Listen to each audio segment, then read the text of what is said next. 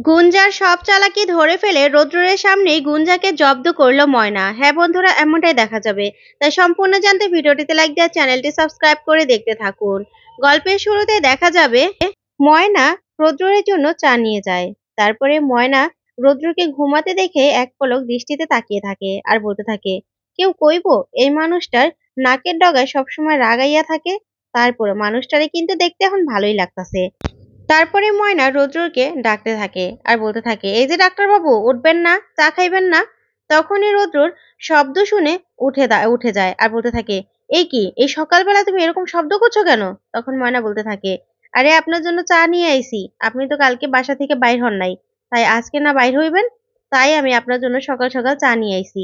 তখনই রৌদ্র বলতে থাকে, শোনো ময়না, এরকম তোমাকে চা নিয়ে আসতে হবে না, বুঝতে পেরেছো? তখন ময়না বলতে থাকে, বারে বড় মাই তো কইলো আপনার জন্য চা নিয়ে আইতে, আর আপনি যে বাইর হইবেন আপনার জন্য কাপড় চোপড়ও বের করে দিতে, তা আপনার আলমারির চাবি খান কই? তখন রুদ্র বলতে থাকে, দেখো তুমি আমার আলমারিতে একদম হাত দেবে না। তখন ময়না বলে, কেন? তখন রুদ্র বলতে থাকে, তোমাকে আমি বলেছিলাম কি? বলেছিলাম তো যে তুমি একদম আমার বউ হওয়ার চেষ্টা করবে না, তাই শর্তে কিন্তু এরকমই ছিল, তাই তুমি আমার জিনিসপত্রে একদম হাত দেবে না। তখন ময়না সারা খাট ঘুরতে থাকে আর বলতে থাকে যে, তাহলে আর জায়গা কই? আমি আমার আলমারি খান যে আইনা রাখবো তাও তো কোনো জায়গা নাই, তাহলে তো এই ঘরটা বড় করতে হইব। তখন রৌদ্র বলতে থাকে, তুমি এই জন্য শুধু তোমার পিছন পিছন আমাকে ঘুরালে? তখন ময়না বলে, তাইলে আর কি, আলমারির চাবি খান দেন তো, আমি আপনার কাপড় চোপড় বের করে দেই। তখন রৌদ্র বলতে থাকে, না, না বলেছি তো। তখন ময়না বলে, আমি জানি ওই কাগজ খান মনে হয় আলমারির মধ্যেই আছে, তাই না? সেই জন্যই আপনি আমার এই চাবি খান দিতে চান না। যে জিনিস ময়না দিয়া দিছে সেই জিনিস ময়না আর নিয়া নিব না, ঠিক আছে? তখনই রৌদ্র বলতে থাকে, এত যখন যখন বোঝো তাহলে এইগুলো বলছো কেন? তোমাকে তো বলেছি যে তোমার আমার মধ্যে কোনো স্বামী স্ত্রীর সম্পর্ক থাকবে না, বিয়েটা তো এরকম শর্তেই করেছিলাম।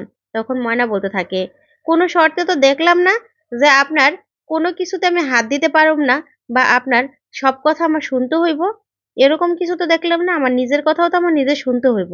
তখন রৌদ্র বলে, না, তোমার এসব কথা কিন্তু আমি শুনতে পারবো না। তারপর ময়না বলে, আচ্ছা ঠিক আছে, তাহলে আমি নিচে যাই, আপনি আসুন, বড় মা ডাকে আর বাবাও আপনার সাথে কথা কইব, আসেন। এই বলে ময়না ওখান থেকে চলে যায়। তখন রোদ্দুর চাটা খেতে থাকে আর খুশি হয়ে বলতে থাকে, বাহ, চাটা তো খুব ভালো হয়েছে। ওইদিকে দেখা যাবে ময়না নিচে নামলেই ময়নার বাবা বলতে থাকে, এই তো ময়না চইলা আইছে, এবার মা সবাইরে প্রণাম কইরা সবার প্রণামী খান দে তো। তারপরে ময়না বলতে থাকে, আচ্ছা ঠিক আছে।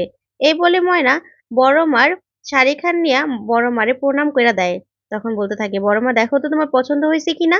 তখন বড় মা বলে, খুব সুন্দর হয়েছে। তখনই বড় মা মেজোকে দেখাতে থাকে আর বলতে থাকে, দেখতো মেজো, কেমন হয়েছে শাড়িটা? তখন মেজো মা বলতে থাকে, সুন্দর হয়েছে দিদি, তোমার শাড়িটা তো দামি আনছে, সেই জন্য সুন্দর হয়েছে। তখনই ময়না খুশি হয়ে যায় আর বলতে থাকে, হ্যাঁ হ্যাঁ। তারপরে ময়না হ্যাগো দুইজনের শাড়ি খানো দেয় আর বলতে থাকে যে, আমি না ওরকম না, আমি ৩টা শাড়ি একরকমই আনতে কইছি। তখনই রূপাই বলতে থাকে, দিদি আগেই কইছিল যে ৩টা শাড়ি একরকমই আনতে, নাইলে যতই সুন্দর আনি না কেন পছন্দ করব না।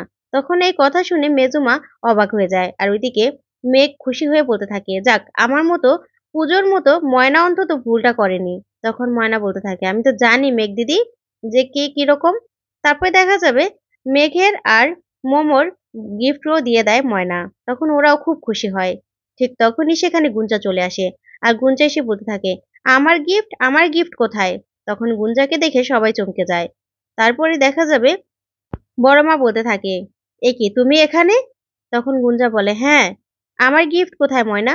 তখন বড় মা বলে, তুমি কি এখানে ময়নার কাছ থেকে গিফট নেবে বলে এসেছো কিনা, এসেছো নাকি? তখনই গুঞ্জা বলতে থাকে, না, আমি তো গিফট দিতে এসেছি। আসলে কালকে যে ময়নার বউ ভাত ছিল সেটা তো আর আমি জানতাম না, তাই খালি হাতেই চলে এসেছিলাম, তাই মনটা খুব খচখচ করছিল, তাই তো ময়নার জন্য আমি একটা গিফট নিয়ে আসলাম। তখন এই কথাতেই মেজমা বলতে থাকে, ও মা, গুঞ্জা, তোমার মনটা কত বড়, তুমি ময়নার জন্য গিফট নিয়ে আসলে? ওইদিকে দেখা যাবে গুঞ্জার মা গুঞ্জাকে রুমে না দেখতে পেয়ে ভয় পেতে থাকে যে গুঞ্জাকে আবার পালিয়ে গেল নাকি। তখনই গুঞ্জার বাবা বলতে থাকে, গুঞ্জার মা, ভয় পেও না তো, গুঞ্জা যদি বেরিয়ে থাকে ভালোই হয়েছে, মেয়েটাকে তো এই সবকিছুর মাঝখান থেকে বের করতে হবে, নিজের মনটাও ঠিক করতে হবে। তখনই গুঞ্জার মা বলে, এত কথা বলো না তো, নাও ফোন করো তো গুঞ্জাকে একটা, ও কোথায় আছে? তখন গুঞ্জার বাবা বলে, ফোন করে কি হবে? তখন গুঞ্জার মা বলে, এত কিছু বলো না, ফোনটা করো। তারপরে দেখা যাবে গুঞ্জার বাবাও ফোন করতে থাকে। ওইদিকে দেখা যাবে মেজমা বলতে থাকে, তা কি এনেছো গুঞ্জা ময়নার জন্য? দেখি দেখি। তখন গুঞ্জা বলতে থাকে, না, ময়নার গিফট ময়নাকেই দেবো, ময়নাই দেখাবে তোমাদের, ইচ্ছে হলে দেখাবে, না হলে নাই। তখন গুঞ্জা ময়নাকে গিফটটা দিয়ে বলতে থাকে, ময়না দেখো তো তোমার গিফটটা পছন্দ হয়েছে কিনা। তখনই ময়না গিফটটা খোলে। তখন গয়নার বাক্স দেখে মেজমা আর ছোটমা বলতে থাকে, ও মা গুঞ্জা, তুমি ওর জন্য গহনা এনেছো নাকি? তখনই গুঞ্জা কান্না করার নাটক করে বলতে থাকে, আসলে আমার কপালে তাই কিছু রইলো না। আমার বাবা তো আমার জন্য কত গয়না কিনেছিল, সেই গয়না দিয়ে আর আমি কি করব। তাই ময়নার জন্য একটা গয়না নিয়ে আসলাম। এই কাণ্ড দেখে বড় মা আর মেঘ দুজনেই চমকে যায়। তখন মেঘ বলতে থাকে, আচ্ছা গুঞ্জা, তোমার সাথে আমি আলাদা করে একটু কথা বলবো, আসবে? তখন গুঞ্জা বলতে থাকে, কেন মেঘ দিদি, এখানে বলো না, এখানে বলো, কোনো সমস্যা নেই। তারপরে দেখা যাবে রূপাইকে রূপাই বাবা বলতে থাকে, রূপাই চল, আমাদের তো জামা কাপড় গুছাতে হবে, চল। তখন গুঞ্জা বলতে থাকে, ওমা এটা ময়না ছোট ভাই না? দেখেছো, তোমার কথা আমার মনেই ছিল না। তুমি কিন্তু আমার কাছে একটা গিফট পাওনা রইলে রূপাই। তখন রূপাই বলে, ঠিক আছে। তারপরে দেখা যাবে গুঞ্জা ময়নাকে বলতে থাকে, ময়না বাক্সটা খুলে দেখো তোমার গিফটটা পছন্দ হয় কিনা। তখন ময়না বলতে থাকে, আপনি দিয়েছেন, এটা পছন্দ না, পছন্দ হবে না কেন, পছন্দ হবে। তখন মেজমা বলে, পছন্দ হলেই কি, ময়না খুলে দেখ না বাক্সখানা। তখন ময়না বলে, মেজমা এখানে যদি কোনো কিছু নাও থাকে না, তাও বাক্সখানা আমার কাছে অনেক দামি। বুঝতে পেরেছো? উনি যে আমাকে আমার জন্য দিয়েছে আমাকে গিফট, সেটাই অনেক বেশি। তখনই দেখা যাবে রুদ্রর মা বলতে থাকে, আচ্ছা তুমি এখানে কেন এসেছো? যাও এখন এখান থেকে চলে যাও, তোমার কাজ তো হয়ে গেছে। তখন গুঞ্জা বলতে থাকে, হ্যাঁ জানি আন্টি, আপনার ভালো লাগছে না আমাকে দেখে, কিন্তু আমি চলে যাবো তো। তখন মেঘ বলে, গুঞ্জা তোমাকে বললাম তো, চলো তোমার সাথে আলাদা করে কথা আছে। তখন গুঞ্জা বলে, এখানে বলুন না, এখানে কি সমস্যা? তখনই মেঘের মা বলতে থাকে, সমস্যা আছে তো, ও যেতে বলছে, যাও না। তখনই সেখানে চলে আসে রৌদ্র। রৌদ্র এসে বলতে থাকে, মা ও তো শুধু ময়নাকে একটা গিফট দিতেই এসেছে, তাহলে তুমি কেন এরকম করছো ওর সাথে? তখন এই কথা শুনে বড় মা সহ সবাই চমকে যায়। তারপরে মেঘ রৌদ্রকে বলতে থাকে, কি রে ভাই, গুঞ্জা যে আসবে তুই জানতিস? তখন রৌদ্র বলতে থাকে, হ্যাঁ দিদি, আমাকে ফোন করে বলেছিল তো যে আমি বাড়িতে আছি কিনা, ও আসবে। তখন এই কথাতে মেঘ বলে ওঠে, তা ও আসবে, তুই বাড়ি থাকার না থাকার কি সম্পর্ক? তখন এই কথাতে অবাক হয়ে যায় গুঞ্জা আর রুদ্রর।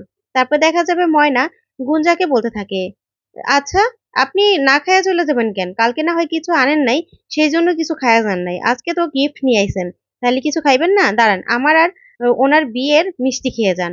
এই বলে ময়না মিষ্টি আনতে চলে যায়। তখন গুঞ্জা মনে মনে বলতে থাকে, তুমি তোমাদের বিয়ের মিষ্টি আমাকে খাওয়াবে? তারপরে দেখা যাবে ময়না এনেই মিষ্টি জোর করে গুঞ্জাকে খাওয়াতে থাকে। তখন গুঞ্জা বলতে থাকে, আর খাবো না, আর খাবো না। ঠিক তখনই গুঞ্জার বাবা ফোন করে। আর গুঞ্জা বলতে থাকে, আমি রৌদ্রদের বাড়িতে এসেছিলাম, আমি এখনই চলে আসছি। তারপরে দেখা যাবে গুঞ্জা বলতে থাকে, আমি তাহলে যাচ্ছি আন্টি, ঠিক আছে।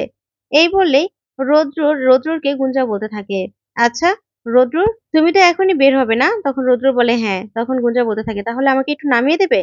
তখন রৌদ্র বলে, আচ্ছা ঠিক আছে। এই বলেই দুজন বেরিয়ে চলে যায়। তখনই বড় মা রেগে যায় ময়নার উপর আর বলতে থাকে, তুই যেতে দিলি কেন? তখন ময়না বলে, আমি যেতে দিলাম কই বড় মা, উনিই তো বাইরে গেল। তখন বড় মা বলতে থাকে, তুই আটকাতে পারলি না? তুই কি করলি?